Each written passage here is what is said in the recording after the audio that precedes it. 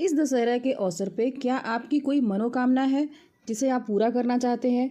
तो मैं आपको आज बताने वाली हूँ वो 9 तरीके जिसे अपना करके आप अपनी हर इच्छा को पूरा कर सकते हैं। वीडियो के लास्ट में आपको बताने वाली हूँ बहुत ही इम्पॉर्टेंट बात, वो ये है कि दशहरा के दिन हमें क्या नहीं करना चाहिए। ये जानना आपका बहुत ज़रूरी है, इसीलिए आप वीडियो के लास्ट तक बने रहिए। मैं हूँ अनुराधा जायसवाल और आपके अपने चैनल ग्रो अप हिंदी में आपका स्वागत है। दशहरा के दिन सबसे पहला काम ये करना चाहिए कि आपको हनुमान जी की पूजा करनी चाहिए।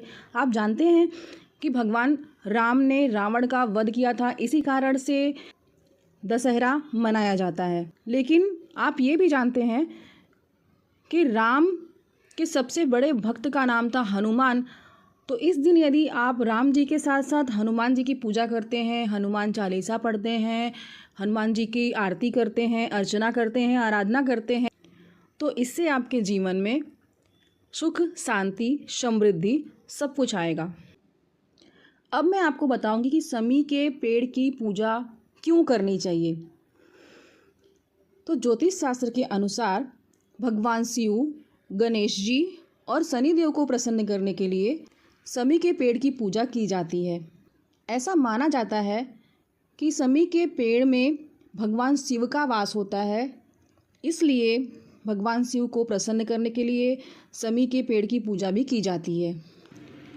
दूसरी तरफ यदि हम भगवान शिव को समी चढ़ाते हैं तो भगवान शिव जल्दी प्रसन्न होते हैं। समी के पौधे की पूजा करने से कुंडली में यदि कोई दोष है, कोई ग्रह नक्षत्र इत्यादि के संबंधित कोई परेशानी है, तो वह भी समाप्त हो जाती है। वीडियो अच्छी लगे तो लाइक, शेयर और सब्सक्राइब ज़रूर कीजिएगा। अब मैं आपको बताऊंगी कि नमक का पोछा क्यों लगाना चाहिए। नमक का पोछा लगाने से घर से नकारात्मक ऊर्जा बाहर निकल जाती है, घर में सकारात्मक ऊर्जा का संचार होता है। एंटीबैक्टीरियल तत्व पाए जाते हैं, इससे घर की सफाई भी अच्छे तरीके से हो जाती है। मक्खी, मच्छर, कीड़े मकोड़े आदि घर पर नहीं आते हैं, इसलिए घर में नमक का पोछा ज़रूर लगाना चाहिए और ख़ासकर दशहरा के दिन इसकी खास मान्यता है। दशहरे के दिन हलवा ज़रूर बनाना चाहिए, माता जी को भोग लगाना चाहिए और भगवान श्री राम को इसका भोग लगाना चाहिए। परिवार के साथ मिल बैठ करके इस प्रसाद को खाना चाहिए। और अब मैं आपको बताऊंगी कि नीलकंठ पक्षी के दर्शन करने चाहिए तो क्यों करने चाहिए, इससे क्या क्या फ़ायदे हैं। ऐसा कहा जाता है कि नीलकंठ पक्षी के दर्शन करने से सारी मनोकामनाएं पूरी हो जाती हैं। नीलकंठ पक्षी के दर्शन करने से व्यक्ति का भाग्य चमक जाता है, उसे हर काम में सफलता मिलने लगती है और उसके साथ सुख, समृद्धि सब उसके पास आती है। अब मैं आपको बताऊंगी कि शस्त्रों की पूजा करनी चाहिए। तो शस्त्रों की पूजा आखिर क्यों करनी चाहिए। रामायण काल के समय से ही शस्त्रों की पूजा की परंपरा चली आ रही है। भगवान राम ने रावण से युद्ध किया, उससे पहले उन्होंने शस्त्र की पूजा की थी। ऐसा कहा जाता है कि यदि शस्त्र की पूजा की जाती है तो युद्ध में विजय प्राप्त करना आसान हो जाता है। पहले के समय में भी राजा महाराजा युद्ध के लिए जब जाते थे तो विजय प्राप्ति के लिए सबसे पहले वो शस्त्रों की पूजा करते थे। शस्त्रों की पूजा करने से शत्रुओं पर विजय जल्दी मिलती है। शस्त्रों में माँ दुर्गा देवी का वास होता है और जब किसी युद्ध में जो कि सच्चाई के लिए लड़ा जा रहा हो, माता जी का साथ हो, तो उसमें विजय पाना बिल्कुल आसान हो जाता है।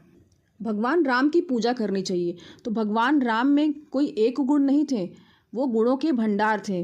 वो धैर्यवान थे, मर्यादा पुरुषोत्तम थे, एक आदर्श भाई थे, एक आदर्श पुत्र थे, सत्यवादी थे, सदाचारी थे, दया के सागर, करुणा के सागर थे, धर्म के मार्ग पर चलने वाले थे।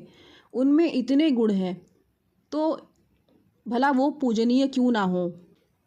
हम ये कह सकते हैं कि भगवान राम के जीवन से हमें कुछ सीख लेनी चाहिए। हमें अपने मन पर पूरा नियंत्रण रखना चाहिए। यदि कोई परिस्थितियाँ हमारे अनुकूल ना हो तो उनका सामना हमें धैर्यपूर्वक करना चाहिए। अब मैं बताऊंगी कि माँ दुर्गा की पूजा क्यों करनी चाहिए। विजयदशमी के दिन माँ दुर्गा की पूजा ज़रूर करनी चाहिए, क्योंकि भगवान राम ने भी रावण पर विजय पाने से पहले माँ दुर्गा की पूजा की थी। इसीलिए विजयदशमी को माँ दुर्गा की पूजा की जाती है। देवी दुर्गा शक्ति की स्वरूप हैं। शक्ति पाने के लिए शस्त्र जरूरी है, इसीलिए राम ने दुर्गा सहित शस्त्र की भी पूजा की थी।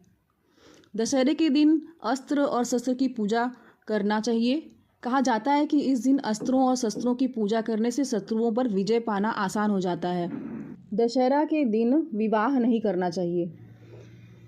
तो दशहरा के दिन विवाह नहीं करना चाहिए, ये मान्यता अपवाद स्वरूप ही है, क्योंकि दशहरा एक ऐसा दिन है जिस दिन बुराई पर अच्छाई की जीत हुई थी। इसीलिए ये दिन किसी भी प्रकार से अशुभ नहीं माना जा सकता है।